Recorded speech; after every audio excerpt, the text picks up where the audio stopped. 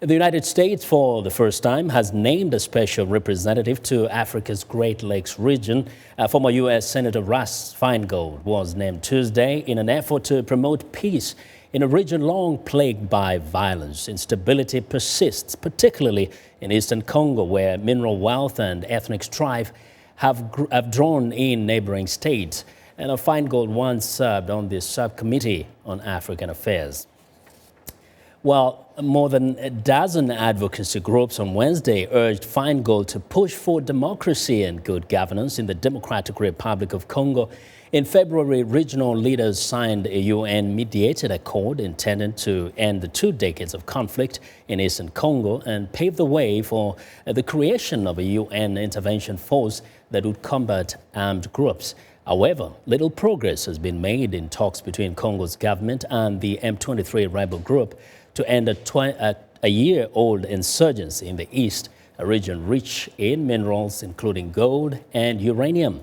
Now, for more perspective on the situation, we are joined by Sasha Lezhnev, senior policy analyst at Enough Project, a Washington-based advocacy group. Sasha, welcome to Africa 54. It's been Thank you for having me, Vincent.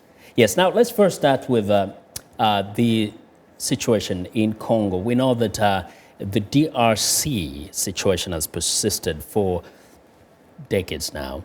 It's coming to a decade.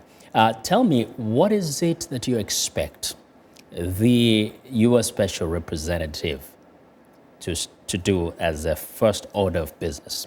This is really a powerful moment for peace in this war-torn region, which has killed over 5.4 million people in the Democratic Republic of Congo over the last 2 decades. And the situation is changing on the ground with the various international reforms and pressure that were put last year on Rwanda and the other neighboring countries, and the Dodd-Frank legislation, which has reduced armed groups' profits by 65% from 3 of the 4 conflict minerals. And so now, following the signing of this framework agreement, which is in broad brushstrokes, and the appointment of UN Envoy Mary Robinson, we now have the most high-level U.S. envoy ever appointed to the Great Lakes, and Senator Russell Feingold. Somebody will tell you, what exactly can you do that will change the game here? Because there have been all these plans and ideas in the DRC, the Great Lakes region, but they haven't borne any fruit.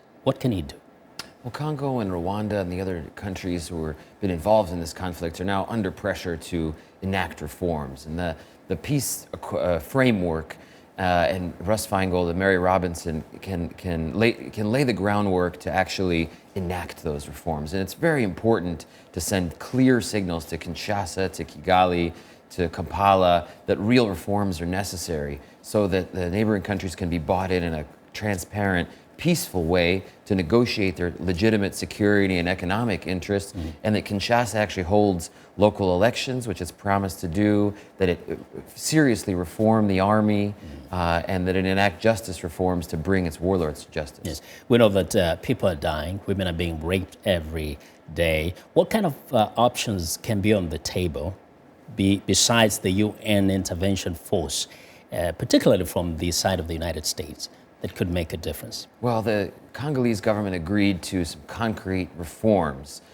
in this peace framework, and Uganda and Rwanda and then other neighboring countries agreed to negotiate regional economic integration and respect the borders. I mean, is there something like a military option? I think that most importantly, peace negotiations and the political solution are the first and foremost effort, and there is a backbone to any kind of a peace negotiation in the form of targeted sanctions, in the form of the UN intervention brigade, that in case any spoiler groups don't respect the agreement, that those measures should be deployed. And I think Senator Feingold should make sure that anyone who is disobeying the accords or getting the peace process off track, the U.S. will employ all of its leverage on the table to make it back on track. Okay, and the leverage here, we're talking about military option. I'm talking about sanctions, talking about aid, budget support. It's got to be the entire package. Okay. Sure. Well, thanks a lot, Sasha, for joining us today. Thank you for having me. Well, Sasha Lezhnev is the senior policy analyst with the Enough Project, a Washington-based advocacy group.